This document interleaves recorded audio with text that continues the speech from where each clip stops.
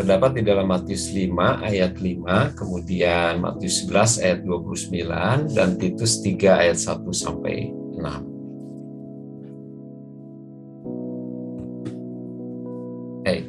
Matius 5 ayat 5 dan Matius 11 ayat 29 berkata demikian, Bapak Ibu. Berbahagialah orang yang lemah lembut, karena mereka akan memiliki bumi. Pikulah kuk yang kupasang. Pikulah kuk yang kupasang dan belajarlah kepadaku, karena aku lemah lembut dan rendah hati, dan jiwamu akan mendapat ketenangan. Nah, dari dua ayat ini Bapak Ibu, kita melihat bahwa orang yang lemah lembut itu disebutkan adalah orang yang berbahagia. Berbahagia dalam arti diberkati oleh Tuhan, dan orang tersebut senantiasa bisa bersyukur ya. Orang yang berbahagia itu bisa bersyukur, bisa menikmati kehidupannya. Dia tidak khawatir dengan masa depannya. Dan orang ini berbahagia karena tidak mudah terganggu oleh orang lain, oleh perkataan orang lain, oleh penilaian orang lain. Dia tidak terganggu, sehingga dia orang yang berbahagia. Dan tentunya dia menjadi orang yang diberkati oleh Tuhan. Kemudian dia juga orang yang mewarisi bumi, kata Tuhan. Nah, mewarisi bumi di sini berarti dia bukan hanya ketika ada di bumi ini saja yang sekarang kita ada, tetapi mewarisi bumi yang akan datang. Jadi kalau orang yang berbahagia, ini orang yang lemah lembut ini orang yang berbahagia, tapi dia juga bisa mewarisi bumi. Bahkan ada penafsir yang mengatakan maksudnya mewarisi bumi dikembalikan kepada kuasa yang Tuhan sudah berikan kepada Adam dan Hawa. Jadi ini sesuatu yang luar biasa sekali Bapak Ibu. Dan orang yang lemah lembut ini jiwa mereka ini tenang. Tidak mudah marah, tidak mudah tersinggung, tidak mudah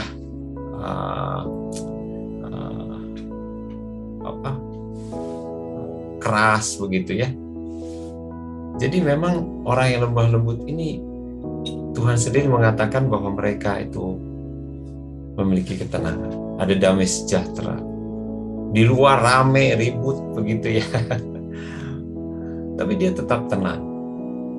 Nah, ini menjadi sesuatu hal yang penting. Oleh sebab itu kita pelajari hari ini tentang kelemah lembutan. Ini sesuatu yang penting sekali. Nah, Titus 3 ayat 1 sampai 6, ini saya bacakan cepat saja. Ingatlah mereka supaya mereka tunduk pada pemerintah dan orang-orang yang berkuasa, taat dan siap untuk melakukan setiap pekerjaan yang baik. Janganlah mereka memfitnah, janganlah mereka bertengkar, hendaklah mereka selalu ramah dan bersikap lemah lembut terhadap semua orang. Karena dahulu kita juga hidup dalam kejahilan, tidak taat, sesat, menjadi hamba, berbagai-bagai nafsu dan keinginan. Hidup dalam kejahatan dan kedengkian, keji, saling membenci, tetapi ketika nyata kemurahan Allah, Juru Selamat kita dan kasih-Nya kepada manusia, pada waktu itu Dia telah menyelamatkan kita. Bukan karena perbuatan baik yang telah kita lakukan, tapi karena rahmat-Nya oleh permandian kelahiran kembali, dan oleh pembaharuan yang dikerjakan oleh Roh Kudus, yang sudah dilimpahkannya kepada kita oleh Yesus Kristus, Juru Selamat kita. Nah, kata yang saya kasih kuning ini kalau dalam bahasa dalam terjemahan lain, ternyata ini menjadi core-nya Bapak Ibu. Jadi ternyata cara hidup orang benar yang diminta Allah adalah hidup damai dengan semua orang. Jadi siapapun yang ada di sekitar kita, kita bisa berdamai dengan mereka. Kemudian hidup harus lemah lembut. Tadi ya, yang bagian yang tadi kedua. Kemudian hidup sopan dengan setiap orang. Ternyata ketiga hal ini adalah merupakan kelemah lembutan. Nah, jadi sebenarnya kelemah lembutan itu perpaduan, Bapak Ibu. Perpaduan dari sikap hati dan juga tingkah laku, behavior. Jadi sikap hati yang di dalam, tetapi keluar juga dalam tingkah laku.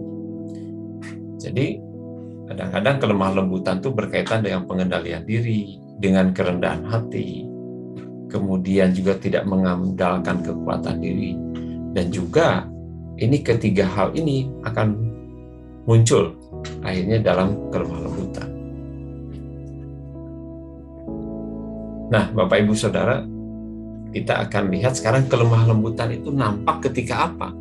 Ketika kita seperti apa? Ternyata kelemah lembutan itu akan nampak kalau tadi di dalam Titus. Ternyata kalau Roh Kudus membaharui kehidupan kita.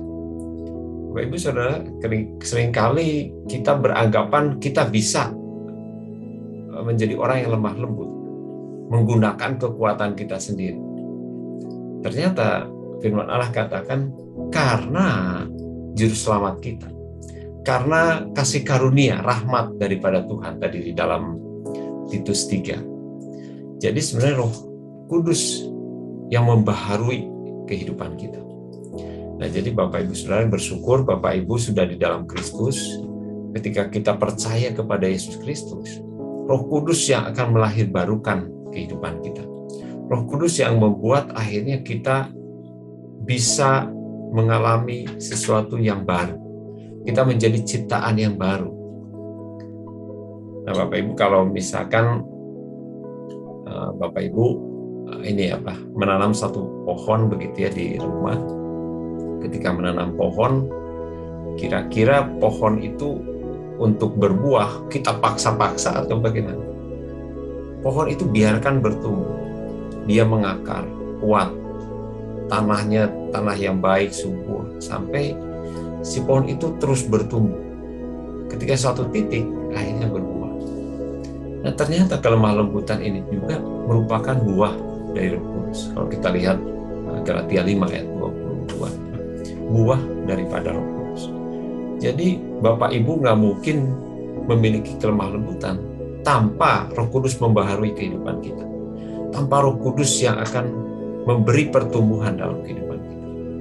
Nah, kita sebagai anak-anaknya, sebagai orang percaya, mau ngomong kita harus yang pertama, kita isi dengan makanan rohani, yaitu firman Tuhan setiap hari.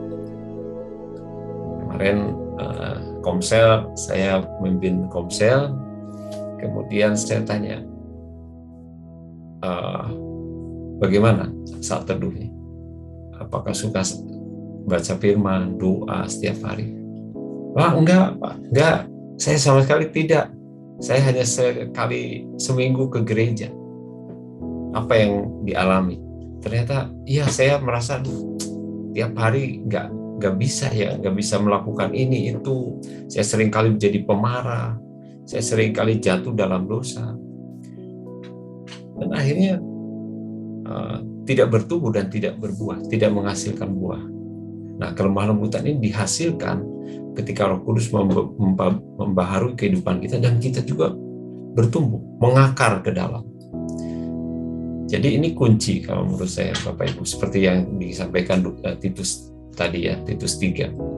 Jadi ketika kita hidup di dalam Kristus dan dibaharui, kita tertanam kuat, mengakar dalam, yaitu hidup tiap hari dalam doa, baca firman, merenungkan firman. Kemudian kita bersekutu, ada komsel, seperti sekarang ini ada doa bersama. Itu yang membuat akhirnya kelemah lembutan itu muncul. Karena Bapak Ibu Saudara, tidak mungkin seseorang bisa lemah lembut tanpa kita hidup di dalam Kristus, tanpa kita dibaharui oleh Roh Kudus. Karena itu buah, itu proses Bapak Ibu, tidak mudah. Jadi kalau Bapak Ibu lihat misalkan hamba-hamba Tuhan yang di Jakarta, oh kok bisa ya lemah lembut, kok bisa ini, kok saya tidak bisa gitu. Nah, kuncinya kita dibaharui Roh Kudus dan kita hidup di dalamnya. Nah, Roh Kudus itu tersebut kita berakar, tiap hari bergaul karib dengan Tuhan, tiap hari kita bergaul karib dengan Roh Kudus. Itu yang membuat akhirnya kita tumbuh, kita berbuah. Yaitu salah satunya adalah kelemah lembutan. Jadi ini menjadi kunci Bapak Ibu. Baik, saya share screen lagi. Nah, yang kedua Bapak Ibu, ternyata setelah kita memiliki buah, kita akan menjadi orang-orang yang selalu tunduk kepada Allah. Kita selalu tunduk kepada orang-orang yang ada di atas kita. Orang yang berkuasa di atas kita, majikan kita. Dan ketika kita melakukan pekerjaan yang terbaik. Meskipun mungkin majikan kita tidak tahu, tapi kita selalu melakukan pekerjaan-pekerjaan baik. Nah, ini Bapak Ibu Saudara, ini sesuatu yang penting. Kalau ciri orang yang lemah lembut, ketika kita lihat tunduk kepada firman Allah. Ketika firman Allah, ayo kita mengampuni orang lain, dia tunduk mengampuni orang lain. Ketika misalnya Tuhan menyuruh kita, ayo kita berbagi kasih dengan orang lain, dia tunduk kepada firman Tuhan. Begitu juga kepada pemerintah, kita taat kepada aturan-aturan, kepada majikan, kepada orang-orang yang berkuasa. Jadi orang yang lemah lembut ini adalah orang yang nyaman bagi atasan kita. Tetapi dia juga nyaman bagi orang-orang yang di bawahnya. Orang-orang di bawahnya tidak merasa minder karena yang di atasnya ini memiliki seorang yang rendah hati. Nah, ini selalu ada kaitannya, tunduk kepada yang di atas. Contohnya seperti kuda Bapak Ibu. Kuda itu punya kekuatan yang luar biasa. Manusia itu kekuatannya jauh di bawah kuda. Tapi ketika kuda itu ditunggangi oleh manusia, si manusia ini dia menggunakan kekang. Ketika si kuda itu diarahkan ke kiri, kuda itu akan menurut ke kiri. Ketika ke kanan, dia akan menurut. Nah, seperti itulah seorang yang lemah lembut. Dia punya kekuatan yang besar, bukan orang yang lemah. Tetapi ketika firman Allah mengarahkan dia dengan mudah. Kalau zaman dulu itu seorang gembala suka ke dombanya menggunakan tongkat. Ketika domba itu mau tersesat, dia kait si domba itu diarahkan. Dan domba itu mengikuti. Nah, seperti itulah orang yang lemah lembut. Seorang yang mudah tunduk pada pemerintah. Kemudian berdamai dengan semua orang. Jadi orang yang lemah lembut ini kenapa bisa mewarisi bumi? Karena dia bisa berdamai dengan semua orang. Dia dengan bawahan dia bisa masuk, dengan atasan juga dia bisa masuk, dengan semua orang dia bisa masuk. Lain halnya orang yang tidak punya lemah lembut, ketika ada di satu tempat A, di situ ribut. Ketika di tempat B, ditempatkan di tempat B, dia ribut juga dengan orang lain. Berarti dia tidak mempunyai kelemah lembutan. Nah, Bapak Ibu Saudara, penting sekali kelemah lembutan ini. Karena saudara akan menjadi orang yang berbahagia, orang yang diberkati oleh Tuhan, seorang yang dimanapun saudara berada ada dalam ketenangan, memiliki jiwa yang tenang. Nah, kelemah lembutan ini berkaitan dengan sikap kerendahan hati. Orang yang lembut hatinya tidak akan merasa bahwa dirinya harus dihormati. Dia akan selalu dengan legowo, tidak mempertahankan dirinya harus dihormati. Tidak marah ketika direndahkan atau diremehkan oleh orang lain. Tetapi sebaliknya dapat menghargai dan menghormati orang lain. Contoh Tuhan Yesus, ketika dia ada di bumi ini, dia diremehkan, dia dianiaya, dia dilecehkan, dia diludahi. Tapi dia tidak membalas dengan caci maki. Justru dia bisa mengampuni orang lain. Musa, dia seorang yang paling lemah lembut, dan Tuhan yang mengatakan itu. Dan ketika orang Israel bersungut-sungut melawan dia hanya datang kepada Tuhan. Dia tidak membalas orang Israel, tapi dia datang kepada Tuhan, menyerahkan kepada Tuhan. Dan orang yang lemah lembut ini juga orang yang berani untuk melayani orang lain. Karena tidak mudah Bapak Ibu kalau melayani orang lain itu.